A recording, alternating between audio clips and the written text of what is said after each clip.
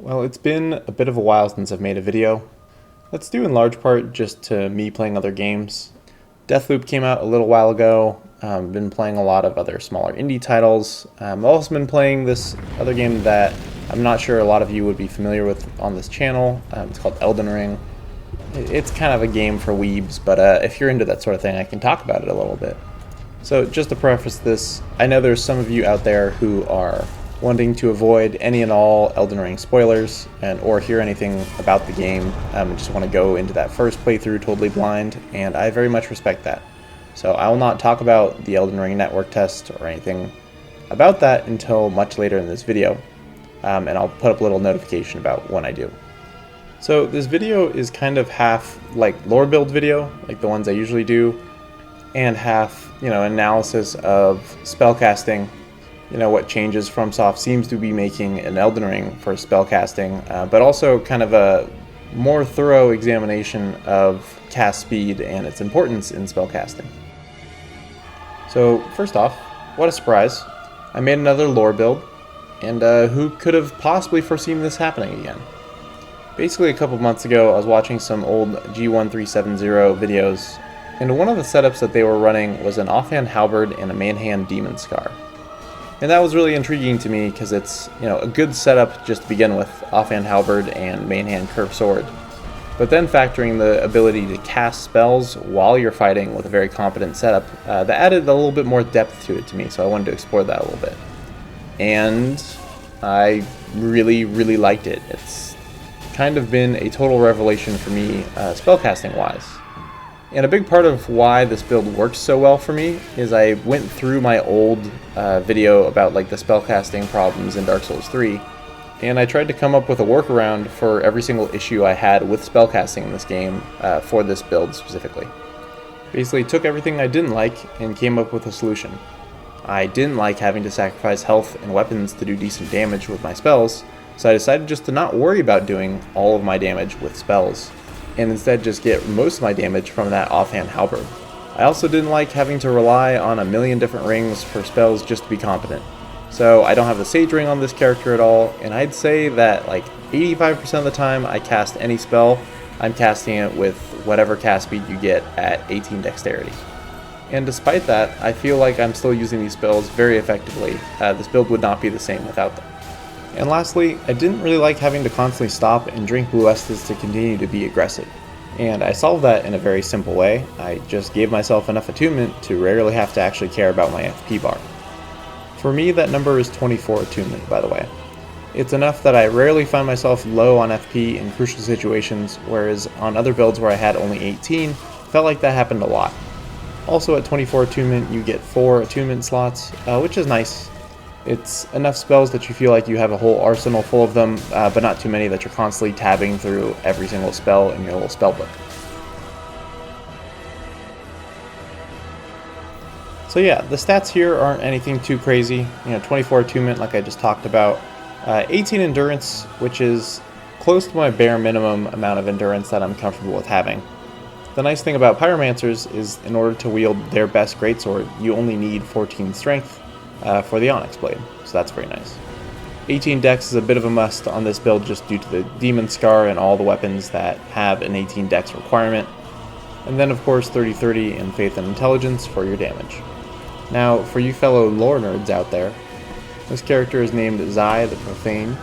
His lore is kind of a parallel to how I became more of a spellcaster, in that at one point he was just a knight who only used physical weapons, hence the halberd. But over time he came to see the power in all these heretical pyromancies and dark pyromancies and profane flames that never die out. And while he kept true to his knightly roots, the pyromancies that he coveted became a part of him.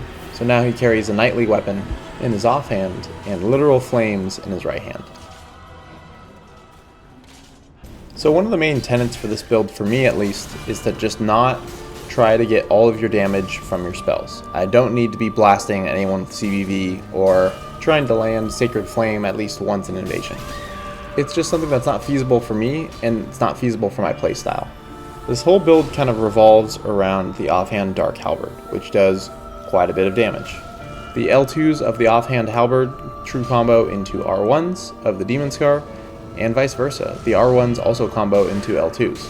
This basically means that whenever I get a hit confirm, I can do a follow-up. And both weapons have two different kinds of roll catches. The L2s are good for catching opponents rolling away from you, and the R1s are good for roll catching opponents who roll into you, as well as opponents who try to roll directly out of mutual hit stun. From neutral play, you can punish poor spacing with the L2s and punish aggression with the R1s. You also have a decent, difficult to reaction roll running R1 that comes out pretty quickly in the Demon Scar, as well as the backflip, and when one-handed the backflip is even quicker, and is a fantastic mix-up out of mutual hit stun. It's also stylish as hell to backflip against your opponents, which is the real big deal to me. The Demon Scar also has a unique trait where one-handed in your main hand, it has the fast curve sword moveset, the same as the PKCS or a scimitar, whereas in the offhand it has a slower curve sword moveset, more similar to the falchion or the follower saber. Personally, I like to have it in the main hand for the running R1s and for the backflip, but also has a slightly higher critical modifier than other curved swords, which if you are using something like the Hornet Ring, could do really devastating damage with all that chaos damage. I don't use the Hornet Ring because I'm a nerd, but hey, that's just me. Now, I've been babbling on and on about all these physical weapons and their traits, and that's just to demonstrate that just the physical weapons by themselves are pretty good. And now you add the spells as another layer on top of that, and that's where the build really takes it to the next step. So I kind of want to detail every spell that I have in each attunement slot and the uses for them and why I'm using them. Now, I have a philosophy about the spells that I'm using. I'm using them to create movement from my opponent, especially when we're both from neutral. My two most used spells on this build are Profane Flame and Black Serpent. And what I like so much about those is that they don't require the Sage Ring in the slightest. Their base casting speed is really not that long. It's actually a pretty short period of time before when you press the button and when the spell actually starts getting cast. But the biggest defining quality of both those spells is that once it leaves your hand, the spells move at the same speed regardless of your casting speed. I essentially use these spells to force rolls from neutral. I can force people to move out of the way of Profane Flame before it explodes, and I can put pressure on people while they try to avoid or run away from Black Serpent. So what I love about Black Serpent is that it moves kind of fast, it has great tracking, and it's one of those spells that you can't roll under. It's like one of the only spells in the game actually that you can't roll under. So if your opponent is moving towards you and you cast Black Serpent, if they roll towards you, they will almost definitely get hit by the spell. And the nice thing about Black Serpent is its hit stun properties is something like an Ultra Greatsword. So if my opponent gets hit by Black Serpent, I can almost always get them with an L2 from the Dark Offhand Halberd. If they do manage to avoid Black Serpent by rolling, you can almost always get them with a roll catch from either the L2 or the R1. Profane Flame is also one of those spells that forces your opponent to move. I think what I like about it most is that there's no clear arc on it. It doesn't shoot towards your opponent, it just appears in their location. And that's something I really like about it. Profane Flame is at its best when you're locked onto your opponent, but you can also have some success unlocking it and casting it at your feet. The spell does decent damage, but its best attribute is that it knocks people down.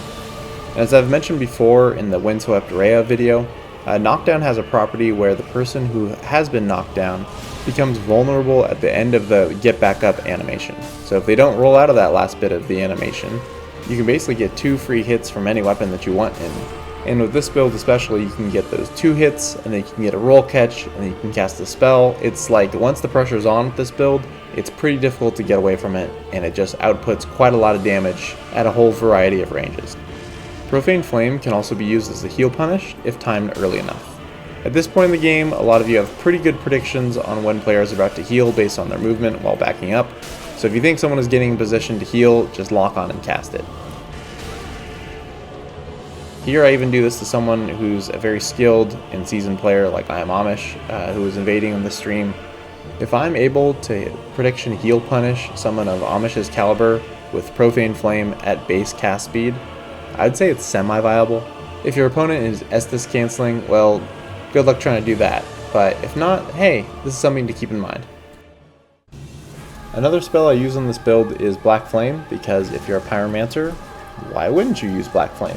It has immense poise breaking capabilities, it does really good damage, and it comes out pretty fast when you have higher cast speed. And while I don't have the Sage Ring on this build, I do have the Saint Tree Bellvine.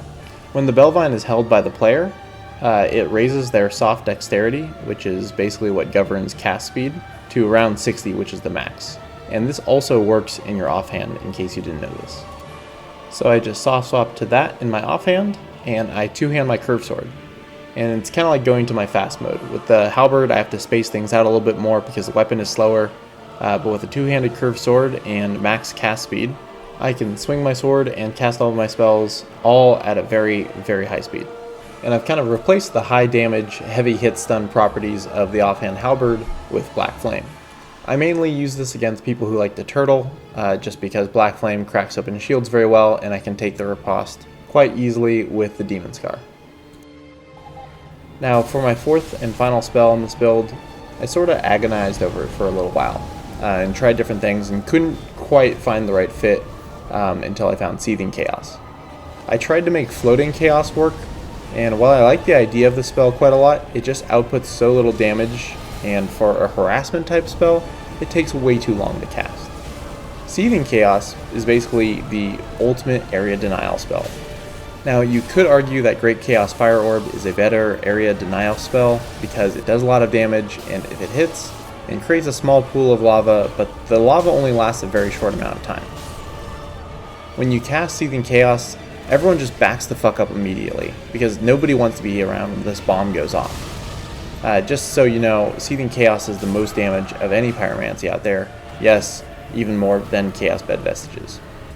So ultimately, the amount of time in the actual area that you're denying from your opponent is way longer than just a tiny lava puddle that disappears after 2 seconds. Plus, it costs less FP and doesn't require 2 attunement slots.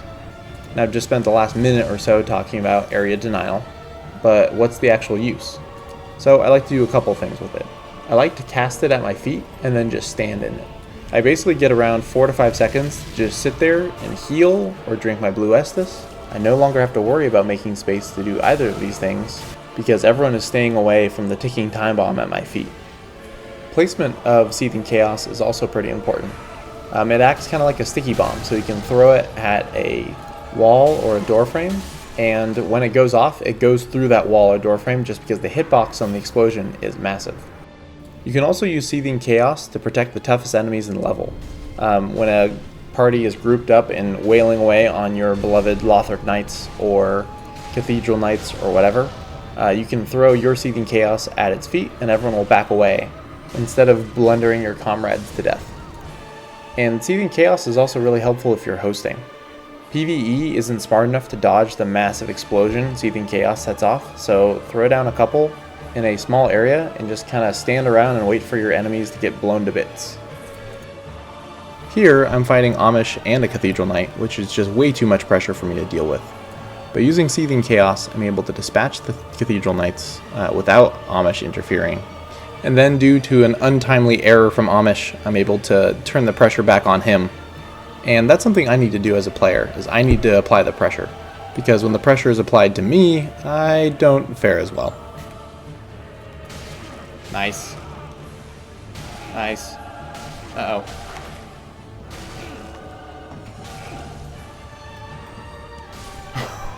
That pressure. Nicely done, Amish. So yeah, the best compliment I can give this build is that it's extremely versatile. It's very good at a lot of different things. It has roll catches, it has area denial, it has good damage from its spells. It performs well at a distance and up close. It even performs well against multiple opponents. It has the damage and hit stun of the halberd to keep them off you, and because it's in your offhand, it has a fast recovery. It also has the mobility of a curved sword with the ability to deny area and heal for relatively free with Seething Chaos. It also performs very well at low health because you punish aggression so easily by comboing halberd and curved sword attacks back and forth against each other. I can't tell you how many opponents get that kind of like last hit anxiety, or they just know they need one more hit to kill you, but they're so zeroed in on getting that last hit that they kind of panic and just swing wildly, which allows you to punish very, very easily with this build. So yeah, that's the build. Hope you guys enjoyed this little deep dive into how I make a spellcaster, if you can call this build a true spellcasting build. I know there are some purists out there who might not think this is a real spellcaster if I'm holding a weapon, but this is the closest I'm going to get in Dark Souls 3 to playing a true spellcaster.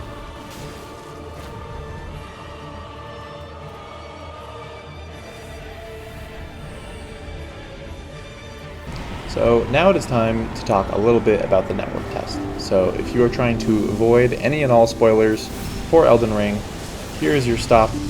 Thank you for watching, and I'll see you in the next one, and all that.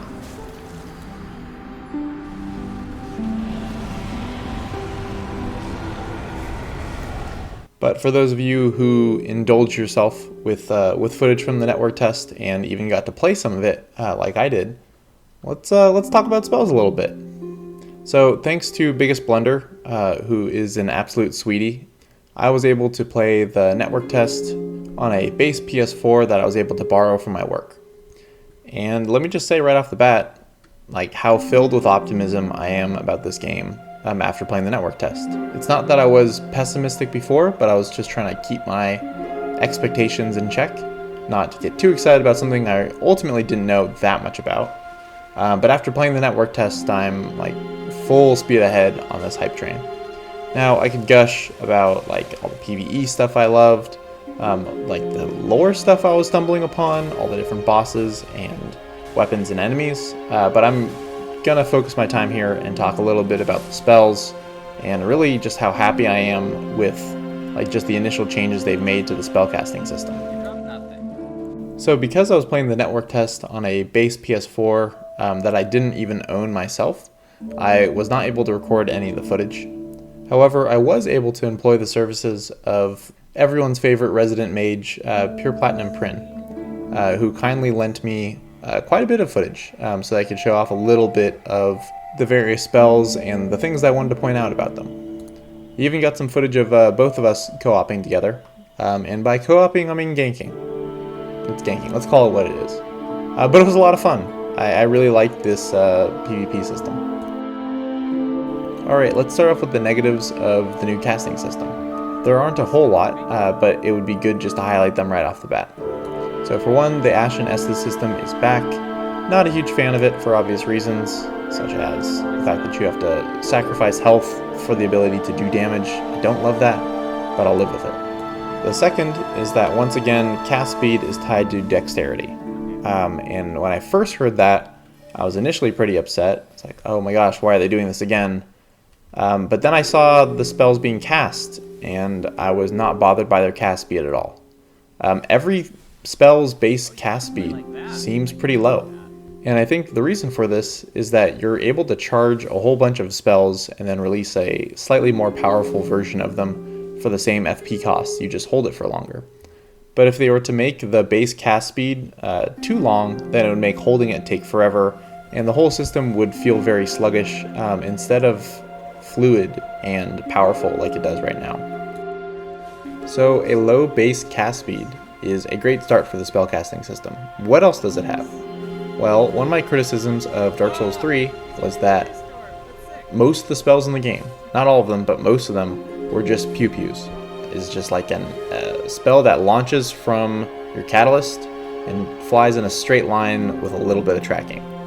Now, we don't know what all the spells in Elden Ring are going to look like, but just based off this network test, there's so many unique spells in this game. You have stuff like Carrion Piercer, which is this awesome soul lance that you can charge, and it does really good damage.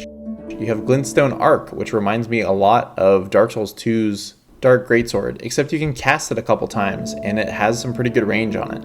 Even the more typical pew-pew type sorceries, like Glintstone Pebble and Glintstone Stars, they're a little bit more original. They have different types of tracking, and they have different types of casting than just the base, like hold up your staff and fire a spell. And then even the incantations. You know, everyone was saying, oh, Beast Claw is so overpowered. Yeah, whatever, but let's focus on like how Beast Claw travels, right? It travels outward along the ground. Nothing in Dark Souls 3 really did that. Nothing in Dark Souls 3 did a lot of damage and had like this spreading out effect. And then for your longer incantation, the Flame of Frenzy, like what a unique, cool spell. It seems to be really good at a range, at like a specific range, so it kind of becomes like this mortar that you cast from like a sweet spot. And it's like what like Crystal Hail was supposed to be. Crystal Hail is not a good spell in Dark Souls 3, and it kind of creates this like raining soul arrow effect, except none of the soul arrows do a lot of damage, and none of them have tracking, and it just kind of spreads around and looks cool but doesn't do any real damage. Whereas Flame of Frenzy does a lot of damage in a specific targeted area, but with the same sort of effect of it like raining down from the sky. I could talk about a few more of the spells, but the things I really wanted to highlight is that you can charge spells, which means that the mix-up potential and delay on certain spells when you want to is huge for PvP combat. The low casting speed is great. It just makes spells more viable across the board without having to wear the exact right gear to be the exact right kind of sorcerer. And lastly, and most importantly really, the spells are unique and they do a lot of damage. Not like totally overpowered kind of damage, but just good damage. And that's what they've just always needed to do. That was one of my biggest criticisms in my Dark Souls 3 spellcasting video, was that the best spells in the game just are pew-pews. That's like the highest form of spellcasting in DS3. In this game, it's quite the opposite. And I really think that we're all going to benefit from it. Now, the last thing I wanted to address was a common thing I hear brought up when people talk about making magic or something like it stronger in these games. And it's always this argument that in the hands of a gank, spells are going to be way too powerful. And my response to that is that anything you do to make the player character more powerful is always going to be abused by ganks. And that's just the nature of a game with unbalanced PvP, where you're pitting one player on relatively equal footing against three. That's always going to happen. The three players are supposed to win most of the time, not because Miyazaki hates invaders, but because three usually beats one. And we know this. We've known this since Dark Souls 3. But I think there's always a little bit of anxiety when coming up upon a new game. We're stepping out of our comfort zone a little bit. We're going to have to get better at a lot of the things that we used to know well in Dark Souls 3. We're going to have to learn new mechanics, and we're going to have to adapt them. But I think with adapting to these new mechanics, we also have to adapt new tactics to deal with our new environment. This is going to be an open world game, and we're going to have to be able to figure out how to deal with that. But it's not like we've been abandoned. We have the Bloody Finger Phantoms item, which basically lets you reposition in the middle of PvP. It lets you get out of this hairy, sticky situation and appear somewhere else in the general vicinity of the people that you're fighting. And in addition, it looks like there's some real stealth mechanics for invaders in this game. This has not been thoroughly tested and confirmed yet, but it seems like if an invader crouches in a bush, their player model gets hidden from the players they are invading. That's going to be, I think, incredibly useful for invaders to take advantage of, to not just get blasted to death by three people all firing off Flame of Frenzy or Beast Claw or whatever. So those are kind of my parting final thoughts on the network test. The Elden Ring network test as a whole was such a revelation, and I cannot wait till February. And I'm praying there's not another delay. I'm not going to comment on whether I think there will be or not, because it doesn't matter. It's something that's entirely out of our control. But there is something that you can control, and it's how you adapt to a new game's mechanics. And I thoroughly believe how you respond to things is a choice. And you can complain that this next game isn't going to be Dark Souls 3 2 or Dark Souls 2 3 or whatever the memes were about it. I think there's a portion of people who convinced themselves so hard that Elden Ring was going to be just like Dark Souls 3 in so many ways, when really it seems to be much more akin to something like Bloodborne meets Demon Souls. And whether you think that's a good or bad thing, it doesn't really matter. Fromsoft has made the game that Fromsoft wants to make, and this is the direction they want to push things. And we can either go along with that and see what they're trying to do, and why that might be a good thing, or not. I'm not trying to invalidate anyone's legitimate complaints about PvP at this point, but I do think that we have a fairly shallow view into it based on the network test. I mean, we're basically at around SL 10 to 25 with +1 to 3 weapons. That's basically low level PvP. And if you based the entirety of Dark Souls 3 on your experience with low level PvP, I don't think a lot of you would find it that fun. I know there are some of you sickos out there who really enjoy your low-level PvP, and, you know, I salute you in your strange kink. But let's try to get the full picture before we bring out our verdict, before we decide whether we like it or not. I personally am very, very excited for Elden Ring in all aspects, PvE and PvP, and I hope you guys are too, because I really want to make the most of it. Well, that's all for me, guys. Thanks for watching, and I'll see you in the next one.